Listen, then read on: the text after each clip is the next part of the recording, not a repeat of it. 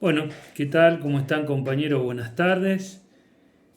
Como acordamos la semana pasada, vamos a continuar presentando temas nuevos.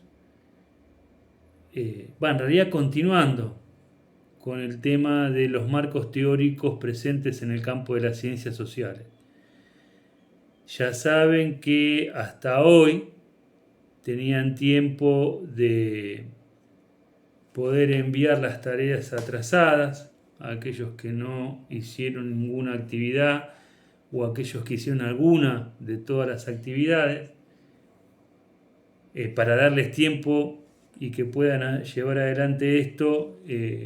Durante la última semana no subí ninguna actividad nueva, así que los que no hicieron nada o no entregaron nada todavía, tienen tiempo hasta el lunes, último plazo.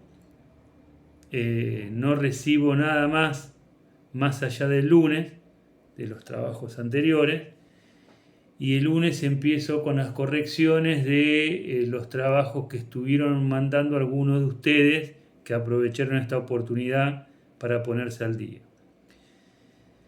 Bueno, tema marcos teóricos en el campo de las ciencias sociales.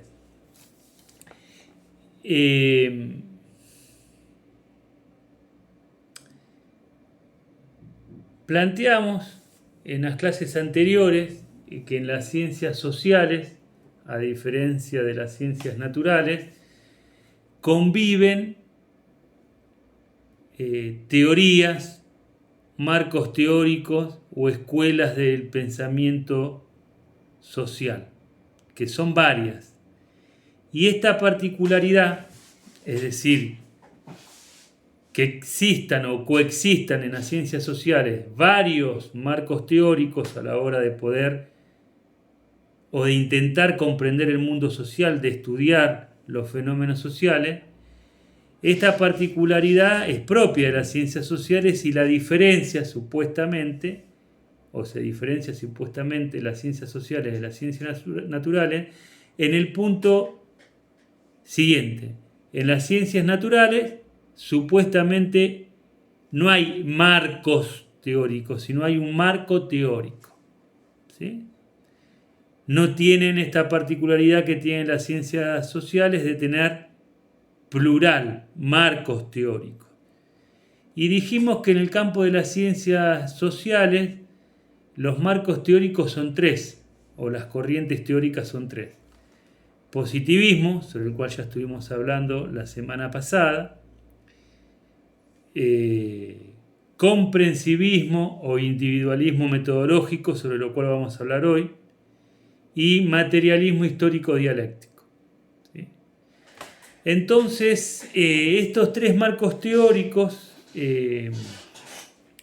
son los que se usan o están disponibles para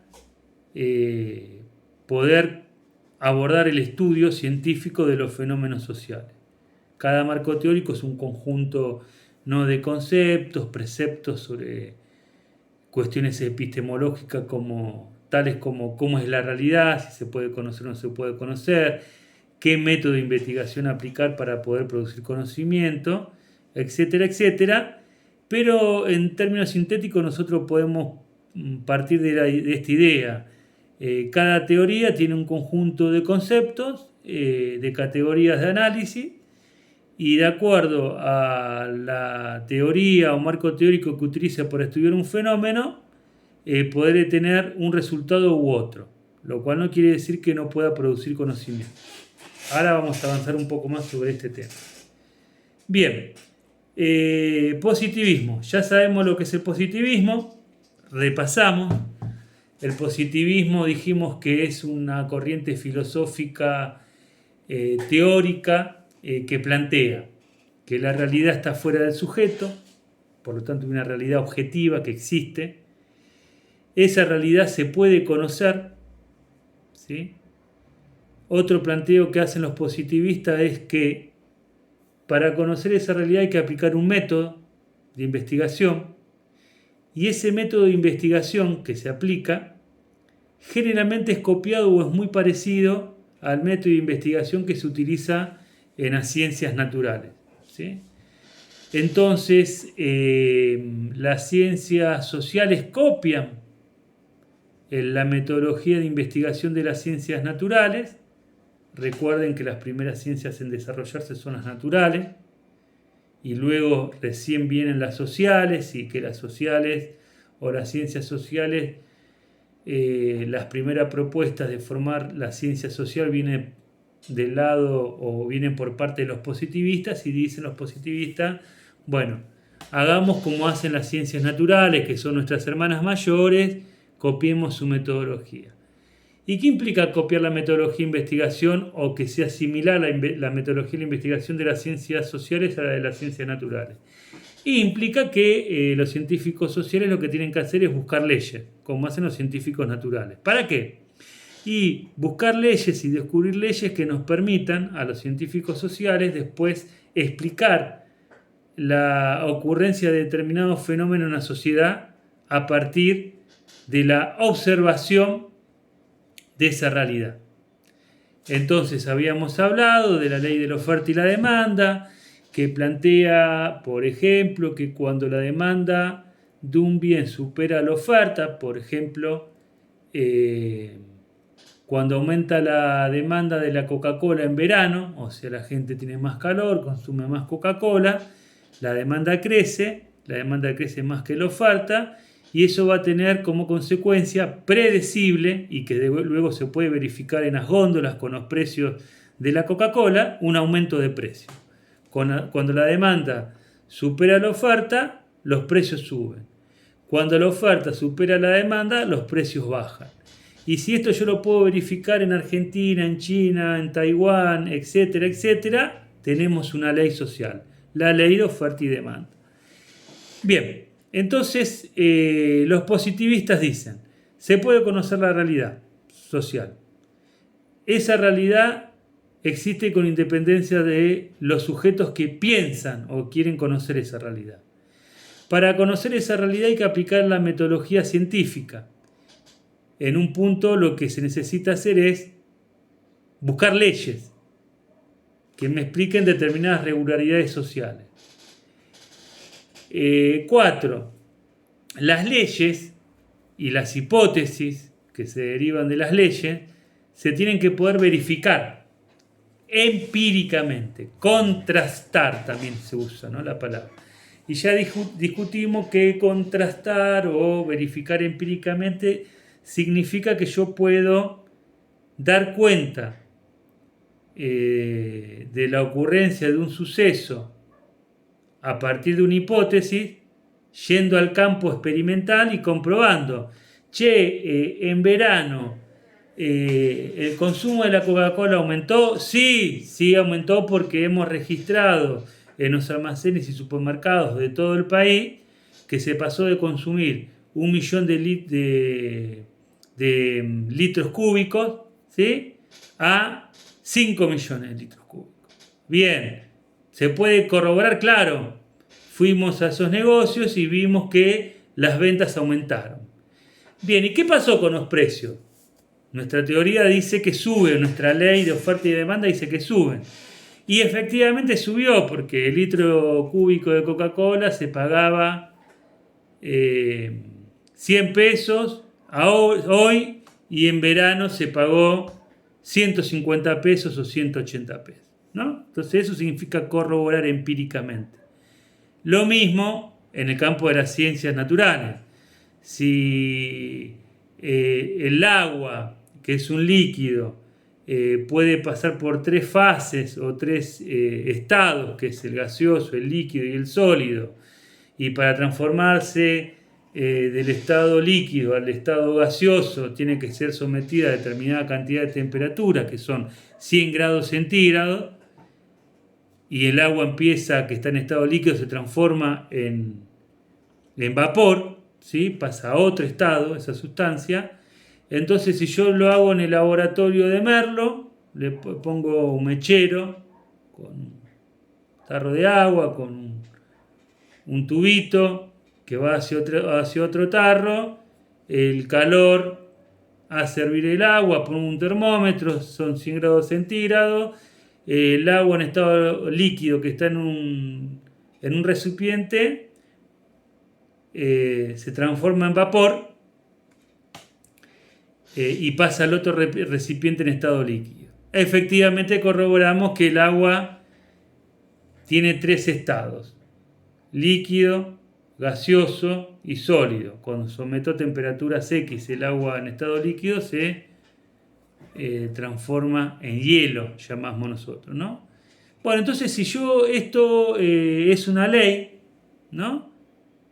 Tiene que ocurrir en todo tiempo y lugar. Entonces en otro laboratorio en Francia, en Inglaterra, en África, hacen exactamente lo que hace un científico argentino, un biólogo argentino o un físico argentino, y pasa exactamente lo mismo. Cuestión, se corroboró empíricamente, se contrastó la hipótesis o la ley. ¿Estamos? Bien.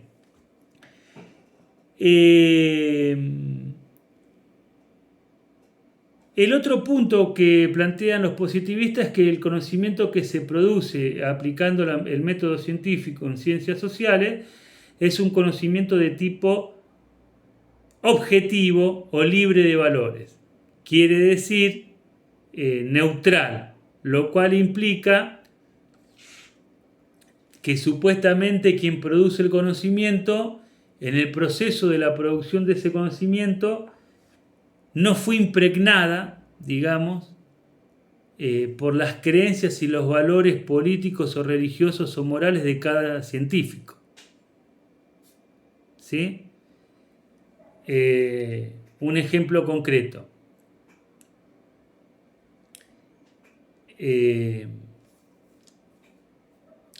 Yo tengo que estudiar, o un científico social tiene que estudiar el fenómeno de la pobreza entre 2016 y 2019. Y ese científico social, por ejemplo, le pareció bárbaro el gobierno de Juntos por el Cambio. Es más, votó a Juntos por el Cambio, hizo campañas por Juntos por el Cambio, porque Juntos por el Cambio planteaban su campaña electoral en el 2015 la pobreza cero. Llegamos al gobierno y vamos a hacer un plan económico, político, etcétera, etcétera, etcétera, que va a reducir la pobreza en Argentina a cero. Bueno, y este científico, como cree que es mejor que no haya pobreza que haya, dijo, bueno, acompañó, creyó, etc. Ahora, supongamos que este científico social es un economista, un sociólogo o lo que ustedes quieran. Tiene que estudiar el problema, que si estudia el problema objetivamente, significa que tiene que estudiar el problema con independencia de lo que a él le gustaría que suceda o que haya sucedido. ¿Sí? Entonces, si la pobreza aumentó, te puede gustar, no te puede gustar, pero la pobreza aumentó. Entonces vamos a la base del INDEC, medimos pobreza en Argentina y descubrimos que la pobreza pasó del 30% al 35%. ¿No? Entonces, si este científico es objetivo, va a decir, miren, sí, la pobreza aumentó. Y es indiscutible porque hemos llegado a estos resultados luego de describir el problema, de medir la pobreza en Argentina, y tengo que decir que la pobreza en Argentina, a pesar de lo que haya dicho el gobierno de Juntos por el Cambio, creció. Entonces eso sería supuestamente un abordaje científico de tipo neutral, en donde no entró en el análisis científico que hizo esa persona su creencia política, su posición política o su ideología política. El tipo describió los hechos, estudió los hechos y dijo, estas son las conclusiones. Después el tipo vota a quien quiera y después puede decir, no, miren, sí, la pobreza en realidad aumentó porque cayó un meteorito y no sé qué, pero la pobreza aumentó. Bien, entonces los positivistas dicen plantean que este tipo de análisis neutrales, libres de valores e ideología, es posible. Después vamos a ver que hay otra corriente teórica, el materialismo histórico, que discute esta idea de la neutralidad o de la objetividad en el análisis científico en el campo de las ciencias sociales. Bueno, hasta acá positivismo. Vamos a pasar a la cuestión del interpretativismo o individualismo metodológico, ¿sí?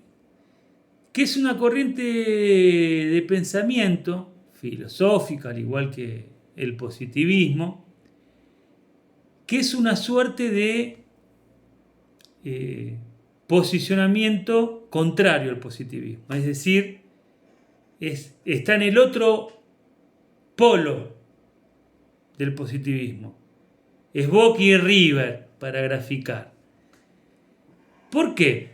Porque el positivismo, como ustedes recordarán, fue la corriente que dominó la vida de la teoría social y de las ciencias sociales prácticamente todo el siglo XIX, del 1800 al 1900. Entonces todas las ciencias sociales eran positivistas, ¿sí? Buscaban leyes, verificaban hipótesis, contrastaban pronósticos, verificaban procesos, etcétera, etcétera, etcétera, ¿no? El positivismo fue la corriente del pensamiento social predominante durante todo ese siglo en Europa, ¿sí? Bien, como reacción a ese planteo surge una corriente de pensamiento que plantea lo siguiente: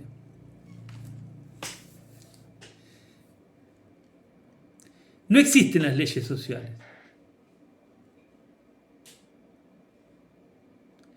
No hay algo así como una ley social que me pueda explicar por qué sucedió determinado acontecimiento con independencia de la voluntad de los sujetos que llevaron adelante esa acción. El comprensivismo dice lo que existen, o el interpretativismo dice lo que existen son personas de carne y hueso, sujetos sociales, que llevan adelante determinadas acciones, ¿sí? Y que el objeto de estudio de las ciencias sociales no es buscar las leyes que explicarían por qué esos sujetos hacen lo que hacen, sino que el objetivo de las ciencias sociales es comprender los motivos por los cuales esos sujetos llevaron adelante determinadas acciones. Esto es diferente a plantear que para comprender por qué los individuos hicieron esto o lo otro, tengo que buscar una ley social que está por encima de los individuos y que determinan lo que hacen o no hacen. ¿Se entiende? Bien. Esta posición epistemológica, teórica, que surge como una reacción al positivismo, predominante en la época, la empiezan a desarrollar muchos autores. Algunos dicen que es Dilthey, que es un alemán, otros dicen que es Max Weber, otros son los economistas neoclásicos, por ejemplo los austríacos con Gebon, pero podemos encontrar, pienso yo, los rastros de esta perspectiva de análisis social ya en Hobbes, 200 años atrás, un filósofo, economista, politólogo, sociólogo, todo lo que ustedes quieran, que escribe en Inglaterra en el 1630, 1640, si no me equivoco, hasta el 1670. ¿Sí? Hobbes, ¿qué dice? Miren, la sociedad está compuesta por sujetos, por individuos. Y quienes hacen la sociedad y crean la sociedad son los individuos. Entonces lo que hay que tratar de explicar es por qué los individuos hacen una cosa o hacen la otra, o dejan de hacer o no hacen. De ahí viene el planteo de comprensivismo. ¿Sí? Hay que comprender la acción. ¿De quiénes? De los sujetos que viven en sociedad. ¿Para qué? Porque si yo comprendo la acción de por qué esos sujetos actuaron como actuaron, comprendo los motivos que los llevaron a actuar de determinada manera. Por ejemplo, yo después les voy a compartir, aunque creo que ya se los compartí, a Klimovsky, ¿sí? Donde él habla acá del enfoque interpretativo, que es el enfoque comprensivista, que es lo mismo, o el enfoque del individualismo metodológico. Estamos diciendo con 3 palabras lo mismo. Es decir, el enfoque interpretativo, ¿no? Dice lo siguiente Klimovsky. Para el interpretativismo, captar la motivación ¿de quién? Del sujeto que actúa, ¿no? Es entender por qué los agentes actúan como lo hacen. Cuando usan la palabra agente se está refiriendo a la persona, el agente social, ¿sí? El sujeto.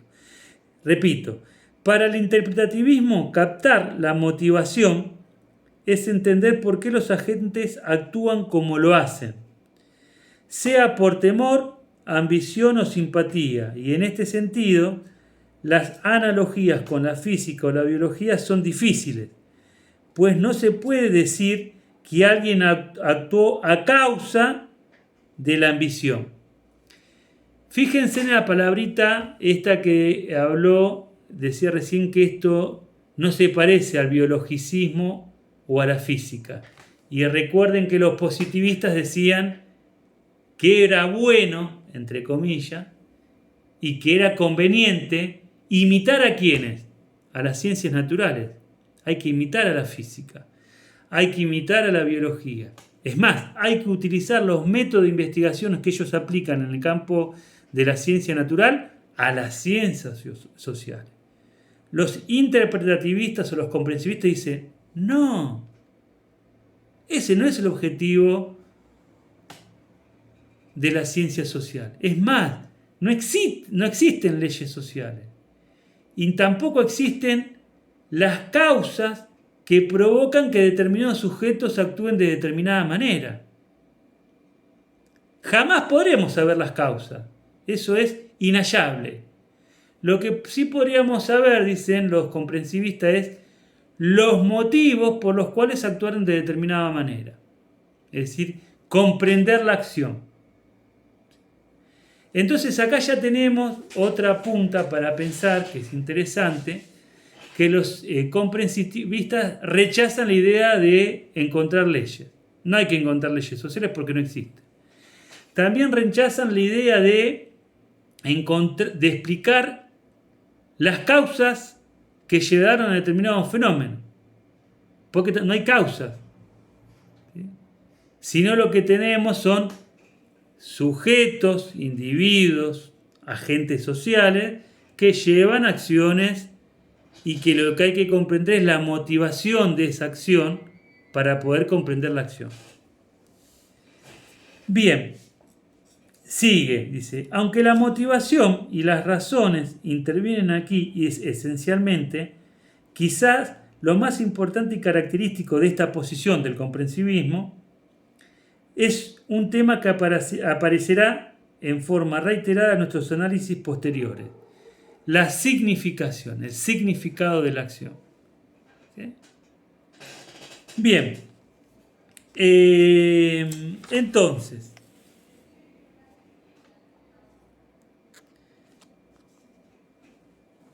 vamos con esto. Así como las palabras tienen significado porque hay reglas gramaticales, los roles sociales lo tienen porque hay una gramática social que depende de un grupo determinado. Entonces yo encuentro personas que hacen determinadas acciones. Y lo que tengo que tratar de comprender es qué lleva a esas personas a actuar de determinada manera y no de determinada otra. Si yo comprendo las acciones de los agentes sociales o de un grupo social, encuentro el significado de la acción, que sería como el objetivo último de esta corriente teórica, que plantea que hay que comprender el significado de la acción. Entonces, puntos de contacto y puntos de diferencia entre el comprensivismo y el positivismo. Diferencias. 1. Para el comprensivismo no hay leyes sociales. ¿Sí? 2. No hay causas que expliquen la ocurrencia de determinados fenómenos. Y algo importante. 3. Para los comprensivistas es imposible que el sujeto que quiere estudiar el mundo social, o sea, el sujeto cognoscente, el sujeto que quiere conocer el mundo, es imposible que ese sujeto se despoje de sus valores, de su cultura, de su ideología. No lo puede hacer. Es más, solamente va a poder comprender la sociedad y las acciones de los sujetos que viven en esa sociedad a condición de que comparte una cultura común con el resto. Entonces, para los interpretativistas, los comprensivistas, no hay problema en que los investigadores sociales tengan ideología, porque no podría ser de otra manera. No existen investigadores sociales que no tengan ideología. El punto para los comprensivistas es que el investigador social,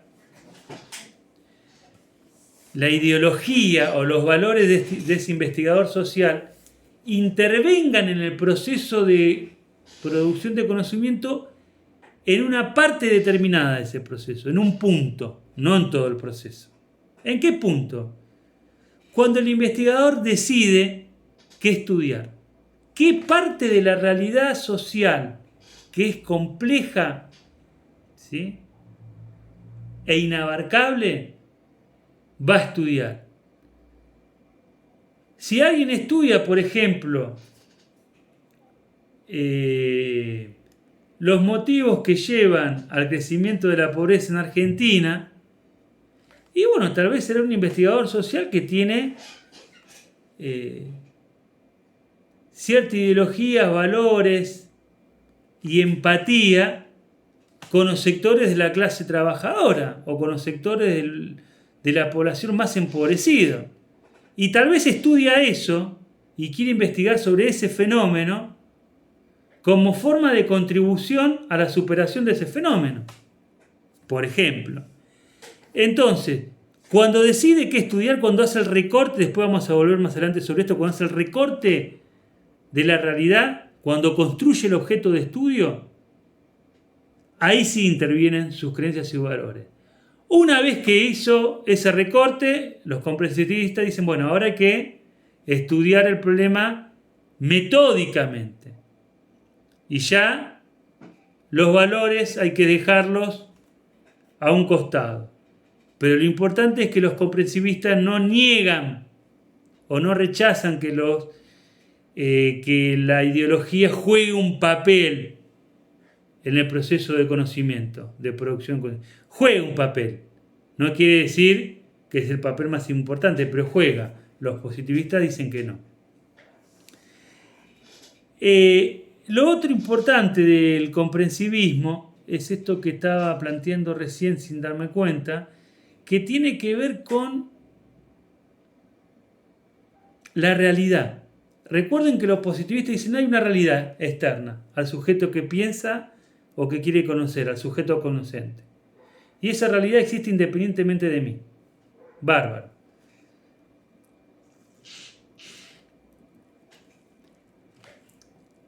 y puedo conocer esa realidad. Bueno, para los comprensivistas esto ya no es tan claro, porque plantean que la realidad social es tan compleja, es tan abarcativa, que es imposible de ser estudiada como un todo, y que jamás vamos a llegar a las causas últimas del conocimiento del mundo social, y que solamente podemos avanzar en el conocimiento a través de echar luz o hacer recortes sobre determinados aspectos de la vida social, porque estudiar toda la vida social, que es compleja y caótica, es imposible. O sea, los comprensivistas dicen, no hay un orden en la realidad. Y la realidad como un todo es inabarcable, cosa que los positivistas dicen que sí se puede. Bueno, ¿qué más les puedo decir? Bien, terminamos acá con Klimovsky, les leo un párrafo a modo de síntesis.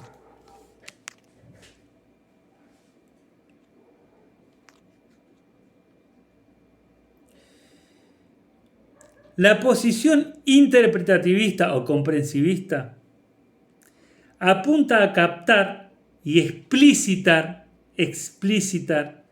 las motivaciones y razones que están presentes detrás de la acción humana en distintas sociedades y momentos históricos, además de las significaciones peculiares que revelan tales acciones. ¿Sí? Entonces, sigue Klimovsky. Escuchen esta parte que es interesante.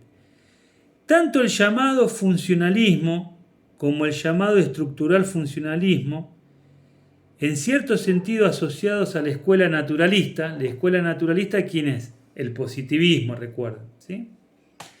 Entienden que la función que cumple un actor social en una sociedad es una cuestión de códigos de significación. Como advertimos, ser interpretativista es muy distinto a ser naturalista. Es bastante distinto, diría yo. Hay una contraposición fuerte entre comprensivismo y positivismo, o entre comprensivismo y naturalismo, ¿sí? Acuérdense que naturalismo es lo mismo que positivismo. Entonces, como advertimos, ser interpretativista es muy distinto a ser naturalista, porque al primero, ¿sí?, al interpretativista, no le interesa la búsqueda de causas ni de relaciones funcionales, sino practicar algo más bien parecido al método de la lingüística, tendiente a captar un código, a formular lo que metafóricamente se asemeja a una gramática, la gramática de las relaciones sociales. Si los interpretativistas tuviesen razón, evidentemente los métodos de las ciencias sociales diferirían del método de las ciencias naturales. De hecho, los comprensivistas dicen es una aberración lo que han propuesto los positivistas de copiar el método de investigación que utilizan en las ciencias naturales a las ciencias sociales. Es una aberración. ¿Por qué? Porque las ciencias sociales tienen que tener su método específico, ¿sí?, que difiere del método de las ciencias naturales. Entonces acá hay una ruptura total con el naturalismo o con el positivismo. Bueno, veo que ya se me pasó la media hora. Les voy a enviar por texto una pequeña guía. También les voy a enviar, si no les envié, esta parte del libro de Klimovsky para que puedan trabajar con el tema comprensivismo.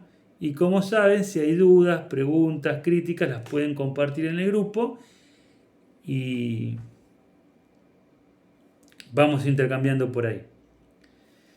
Si en el caso hipotético que sigamos trabajando de esta forma, porque el 21 vence el decreto, creo que 280, el decreto nacional, y 270 es el decreto provincial, que plantea que se suspende la presencialidad por la crisis epidemiológica y por la saturación del sistema de salud y porque la gran mayoría de la población no está vacunada. Si esto sigue así, y espero que sea así, la semana que viene vamos a hacer una clase por Meet o por Zoom para poder encontrarnos en tiempo y espacio virtual, pero online, y poder ir evacuando todas las dudas que hayan hasta acá para no seguir avanzando con otros temas y queden dudas y después haga todo una ensalada de que no entendemos qué es lo que estamos haciendo. Bueno, les mando un saludo, cuídense, espero que se encuentren bien y estamos en contacto.